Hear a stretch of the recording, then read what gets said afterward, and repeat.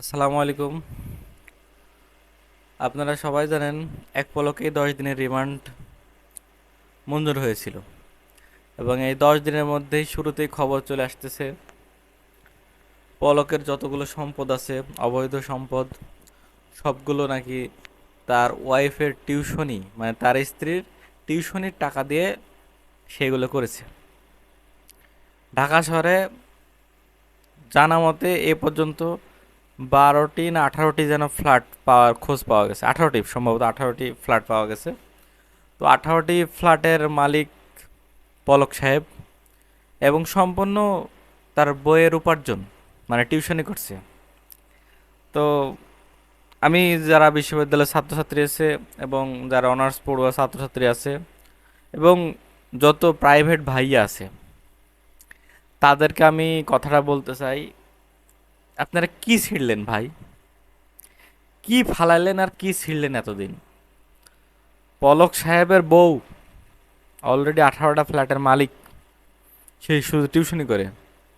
আর আপনি প্রাইভেট পড়ান, টিউশনি পড়ান, আজ পর্যন্ত নিজের খরচে চলতে পারে না, বা নিজেই চলতে পারে না ভালোভাবে।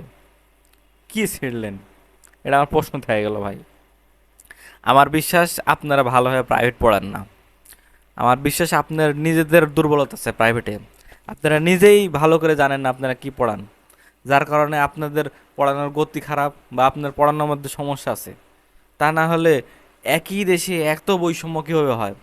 পলক সাহেবের বউ পড়াশোনা করছে কোথায় তা জানি না, কিন্তু সে টিউশনি এমন লেভেলে নিয়ে গেছে যে সে ফ্ল্যাট কিনে ফেলেছে।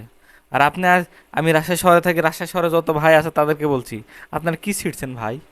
কিছু ছিঁড়তে পারেননি, খালি পায়ে বেটি পড়েছেন। পলক সাহেবের বইয়ের দিকে তাকান, অনুপ্রেরণা নেন, জীবনে কিছু করেন।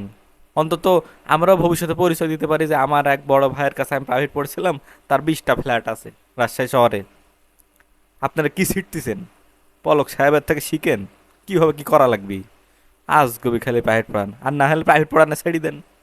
আর বিশ্ববিদ্যালয়ে ভাই আপু যতগুলো টিউশন করান, তাদের উদ্দেশ্যে বলছি, আপনারা নিজেদেরকে আরও সংগ্রামী করে তুলুন, আরও টিউশনি শুরু করুন। প্রয়োজনে প্রত্যেকটা টিউশনির মাস্টার ফি দেওয়া হবে, মনে করেন যে 1 লাখ 2 লাখ টাকা করে। প্রয়োজনে মাসিক চার্জ ধরেন 2 লাখ টাকা করে একটা স্টুডেন্টের প্রতি। তা না হলে তো ফ্ল্যাট হবে না, কোনোভাবেই সম্ভব না। কারণ বর্তমানে রাজশাহী শহরে যেগুলো ভালো ভালো ফ্ল্যাট, তাও দেখা যাচ্ছে 70-80 লাখ টাকার নিচে কোনো ফ্ল্যাট নেই।